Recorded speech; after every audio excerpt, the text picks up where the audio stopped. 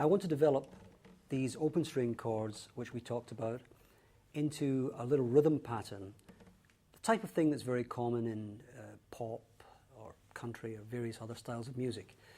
Just to recap, we discussed this idea of the caged system, and caged is just a word which covers the particular chords that we mentioned. So you've got C, you've got A, you've got G, you've got E, and you've got D. And they're all open string chords. And these are very, very common in this particular style. So what I'd like to do is set up a simple rhythm and then play along with that. Now in our rhythm patterns, we've discussed a number of features to do with the electric guitar. That is to say straight 4 in the bar, off beats 1, 2, 3, 4, double hits where we do this idea 1, 2, and 3, 4, 1, 2, and 3, 4.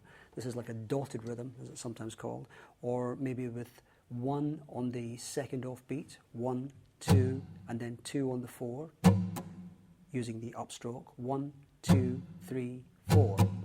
I'd like now to look at, in more detail at developing this upstroke as well as the downstroke. So I've already explained that we can play the strokes down. You can do exactly the same thing by turning the pick slightly and coming up like that. And some styles of music actually use this quite a bit. For example, in the case of reggae music or some funk styles, they're using those kind of patterns. For our purposes today, we're going to look at it as straight 8s, and that would be counted as 1 and 2 and 3 and 4 and 1 and 2 and 3 and 4 and. It's called 8s because you're playing 8 hit beats in a 4/4 bar, a 4/4 measure. So what we're going to do, I'll first of all give you on one chord so that you can get the idea of the rhythm, and then we'll put it into a chord sequence. So if we begin with something like this, here's the rhythm. 1, 2, 3, 4.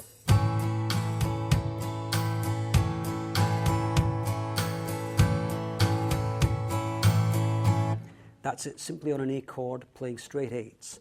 And the idea is that we keep that straight 8s even when we move to the other changes. Now in the beginning, this is a little bit difficult for various reasons. First of all, sometimes it takes time for us to change. So whatever chords you're most comfortable with, that is a good idea to begin with those chords. For example, if you're more comfortable with the E chord, then by all means begin on that. The other thing to say, just a couple of points about general playing technique.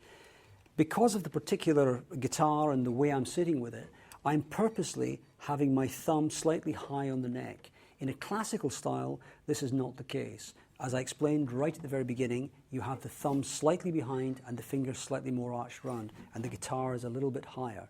But because of the style I'm playing in today, that's why I'm using that particular technique. Also, make sure with these open chords that you're allowing the open strings to ring. For example, if I played the G, but I actually didn't make the notes clear, I would get the chord coming out something like this. So try to angle the fingers round more, angle the wrist round more, so you can get a nice clear tone. So here we go with this simple pattern. I'll give you 4 beats into it. 1, 2, 3, 4.